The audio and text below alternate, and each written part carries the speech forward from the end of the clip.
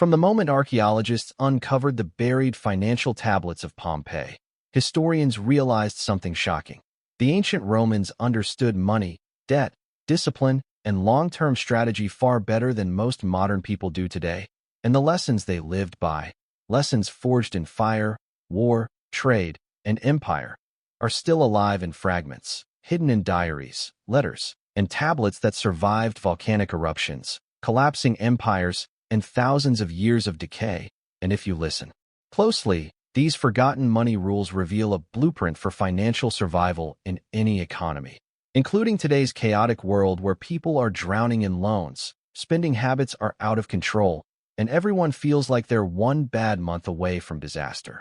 So let's go deep into a true, dramatic look at 5 Roman money rules that built one of the greatest civilizations in history, starting with the story of Lucius Caecilius Iucundus, a real Roman banker from Pompeii who managed wealth during some of the most unstable years of the empire, and whose preserved financial records reveal how Romans survived inflation, unexpected disasters, and political turmoil, because rule number 1 was the foundation of everything.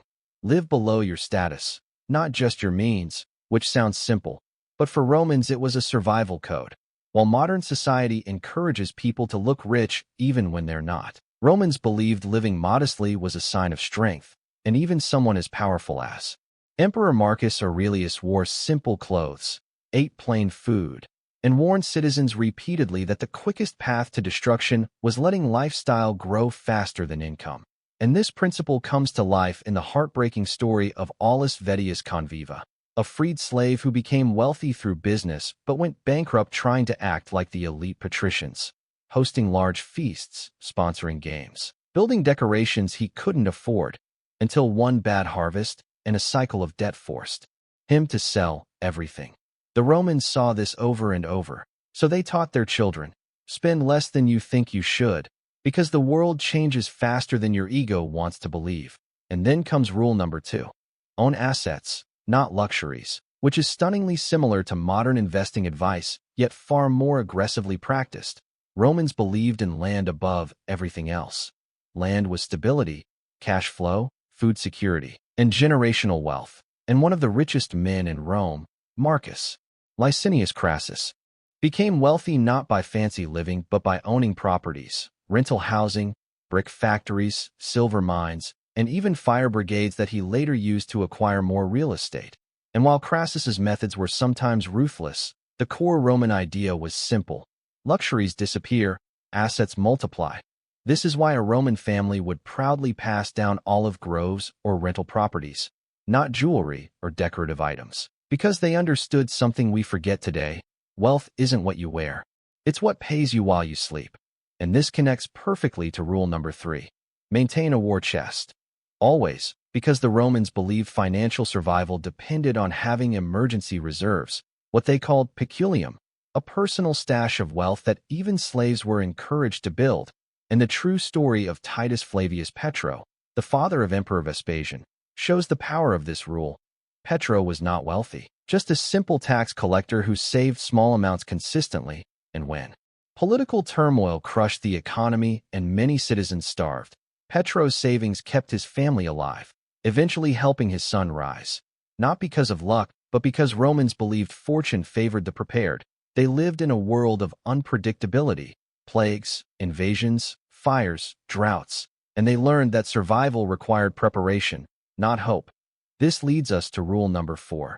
Debt is a tool, not a lifestyle. And here the Romans were brutal, because they saw debt as a chain that could destroy a family for generations. The Roman statesman Cato the Elder famously said, "He who lives on credit lives in slavery."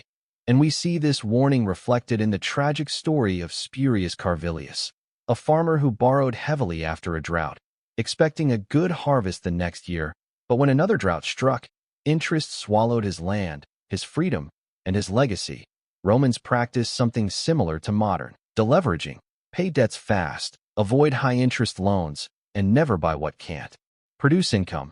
And this wasn't just financial, it was moral. Romans believed debt weakened both character and citizenship, and their laws protected families from falling into generational poverty by limiting predatory interest in certain periods. teaching us that debt should be strategic, temporary, and always minimized. And finally, we come to rule number 5. Invest in knowledge, not comfort. Perhaps the most powerful Roman idea of all, long before modern schools. Romans built the world's first major system of apprenticeship, mentorship, and self-education. They believed wealth came not from inheritance, but from skill, discipline, and constant learning. The philosopher Seneca wrote that the most valuable investment was training the mind to handle uncertainty. And the true story of Epictetus, a slave turned one of the greatest teachers in history, illustrates this perfectly. He owned nothing, lived in poverty, yet built influence that outlasted emperors, generals, and kings. All because Romans believed knowledge was the only asset nobody could steal, destroy, tax, or inflate. They sent their children to learn philosophy, law, accounting, agriculture, rhetoric, engineering, and trade, not to impress society, but to avoid becoming dependent on it. And when you combine these 5 rules, live below your status, own productive assets, build a war chest, treat debt like fire, and invest aggressively in knowledge, you see how Rome built an empire that lasted over 1,000 years, not by accident, but by a culture rooted in discipline and financial wisdom. And the deeper truth is this: Rome didn't collapse because these rules stopped working. It collapsed because people stopped following them. Luxury replaced discipline, consumption replaced investment, arrogance replaced caution, and debt replaced savings. And the empire crumbled slowly under the weight of its own financial irresponsibility. Today's world is shockingly similar.